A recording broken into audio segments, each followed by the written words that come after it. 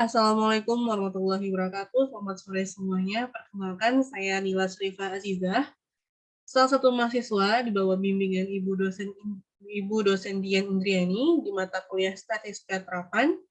Pada sore ini, saya akan menjelaskan bagaimana menggunakan SPSS untuk menguji suatu validitas atau korelasi dan menguji satu hipotesis. Untuk menguji korelasi atau reliabilitas, kita perlu menggunakan data responden minimal 30 orang. Nah, di sini saya menggunakan Google Formulir yang bertema tentang analisis kualitas pembelajaran daring selama pandemi. Dan di sini terlihat ada 30 orang yang merespon. Nah, selanjutnya untuk menggunakan SPSS kita harus mengolah data dari Google Formulir ke Microsoft Excel. Nah, untuk untuk Microsoft Excel itu kita dari halaman pertama bisa dilihat teman-teman di sini semuanya adalah semua responden yang telah mengisi kuesioner saya sebanyak 30 orang tadi. Lalu di sini terdapat ada variabel X-nya sebanyak 3, yang ini sebelah kiri adalah variabel X dan 2 adalah variabel Y. Di bawah ini saya bikin nama untuk menyingkatnya yang sangat setuju, setuju, tidak setuju, dan sangat tidak setuju. Dan kodenya itu ada SS, S, TS, dan STS. Value-nya juga ada. Yang sangat setuju ada 1, setuju 2, tidak setuju ada 3, dan sangat tidak setuju ada 4. Selanjutnya, untuk menggunakan SPSS, kita harus mengolah data ini menjadi angka. Nah, di sini semuanya. Di sini adalah semua angka yang kita dapatin dari semua responden tadi yang kita ubah jadi angka, huruf ke angka. Yang dari X1 sampai X3 ini adalah responden pertama yang memilih setuju, tidak setuju, dan tidak setuju. Dari 233 ini kita total di variabel X-nya ada 8, dan begitu juga dengan variabel Y-nya ada 6. Karena di Y1-nya ada 3, Y2-nya ada 3, jadi total variabel Y-nya ada 6. Lalu untuk menggunakan SPSS, kita buka aplikasi SPSS ke versi 26 ya, teman-teman. Sebentar. Nah, di sini dari awal kita masuk ke variable view dulu. Variable view. Nah, di variable view ini kita menulis yang pertama itu ada X1, lalu ada X2, ada X3, lalu total X, total pakai underscore ya, karena kalau tidak pakai underscore tidak akan bisa progress nantinya. Lalu ada Y1, Y2, dan total Y. Nah, oke. Setelah udah semuanya, di sini kita desimalnya harus kita nolkan semua. Di sini 0, yang 2 ini kita nolkan semuanya. Nah, untuk weight-nya nggak usah diapa-apain, biarin 8 tetap. Lalu ini paragrafnya kita rapiin ke center ya teman-teman ya, supaya rapi. Semuanya center, center.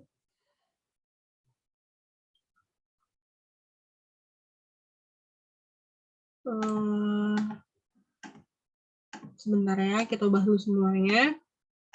Lalu untuk ke measure-nya kita pindahin ke scale. Kecuali untuk total X dan total Y kita pindahin ke nominal. Oke, sebentar, scale ini nominal, lalu total X-nya, total ini tadi ini ya, yang ini scale. Ini scale. Oke. Nah, untuk value-nya di sini kita bikin yang tadi, yang 1 itu tadi kita bikin yang sangat setuju. lalu kita klik add, lalu kedua itu ada labelnya setuju, lalu yang ketiga ada tidak setuju, lalu yang keempat yaitu sangat tidak setuju. Lalu kita klik OK. Untuk ke bawahnya itu kita bisa klik file atau kita klik edit, copy, lalu dari sini sampai ke X3 kita copy paste. Paste aja ya supaya cepat. Nah, di sini juga kita bisa paste juga.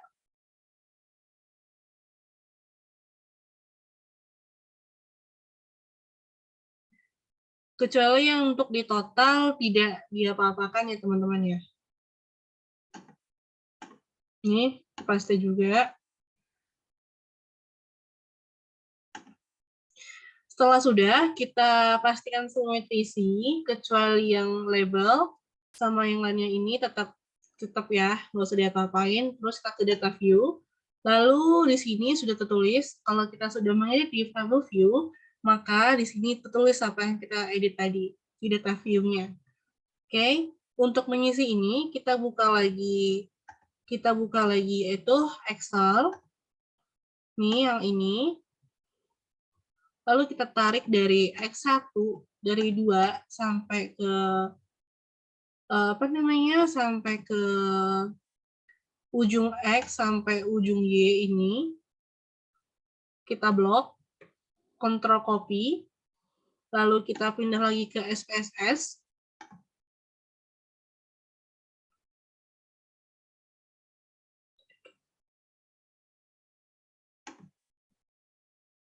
Lalu kita Ctrl V, paste. Sebentar, oke, bekerja. Ini sudah semua ya. Nah, yang pertama itu kita bakal menguji menguji korelasi. Nah, yang pertama itu kita ke menu analis, lalu ke korelasi, ke bivarage. Nah, lalu ini dari X1 sampai ke total Y kita pindahin ke kanan ke variabel, lalu klik person to tailored, flag significant correlation-nya kita checklist juga, lalu oke. Maka muncullah tabel, ini semuanya tabel korelasi ya teman-teman. Nah, di sini cara membacanya, untuk tabel korelasi ada angka yang berbintang-bintang, ini menandakan bahwasannya kita sudah valid datanya. Nah, untuk membaca R tabel, tentukan dahulu nilai DF-nya, yaitu atau nilai degree of freedom, dengan rumus DF sama dengan N dikurang 2. N itu jumlah kasus sampel yang kita uji tadi, seberapa banyak responden yang menguji. Nah, karena responden yang menguji itu tadi ada 30, maka 30 dikurang 2, maka hasilnya ada 27. Nah, untuk table, untuk di F27 diperoleh itu ada, sebentar ya, saya share screen untuk mengolah tabelnya.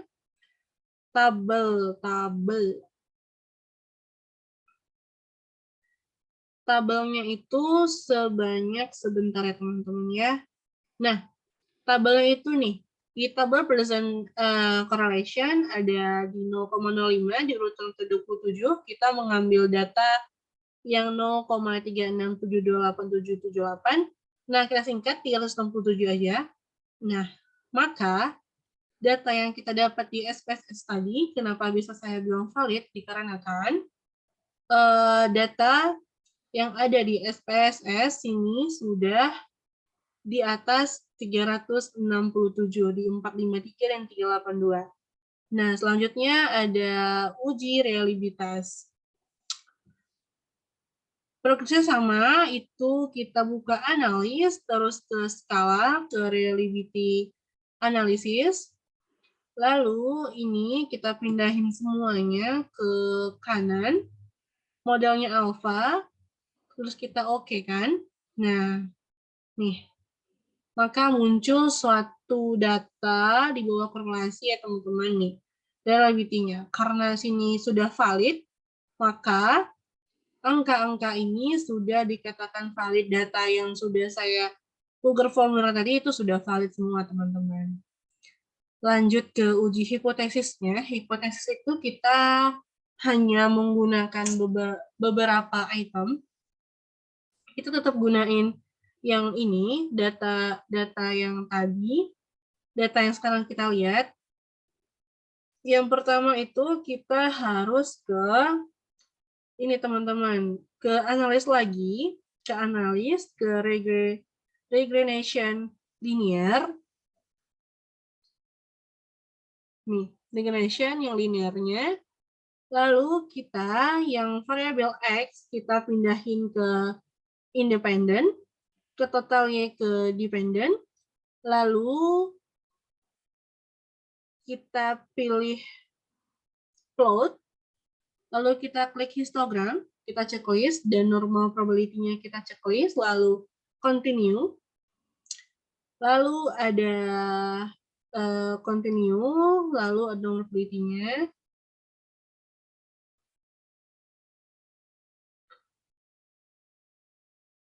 Lalu kita save. Nih, kita save. And start the result-nya kita checklist. Lalu kita continue. Nah, kita oke. Nah, teman-teman, nih di sini kita bisa ngelihat nih beberapa item yang udah ke detect. Yang pertama itu ada regresi. Di sini kita bisa ngelihat nih di mana variabel X itu memiliki hubungan nggak sih dengan Y. Maka kita bisa ngelihatnya dari output dari coefficient. Nah, di sini kita bisa lihat bahwasan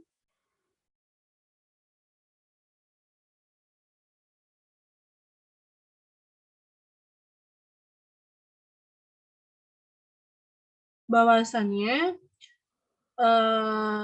untuk penolakan penerimaan hipotesis berdasarkan kriteria sebagai berikut.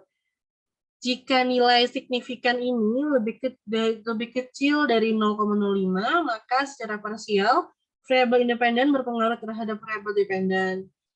Sebaliknya, jika nilai signifikan ini lebih besar daripada 0,05, maka secara parsial variabel independen tidak berpengaruh terhadap variabel dependen. Dalam contoh ini nilai signifikan dihasilkan yaitu 0,00 atau 149. Nah, di sini kan dia lebih kecil nih dari 0,05, maka variabel independennya itu tidak berpengaruh, sangat berpengaruh ke variabel dependen lainnya. Maka bisa kita simpulkan adanya hubungan antara X dan Y. Nah, teman-teman, cukup sekian dari paparan saya hari ini.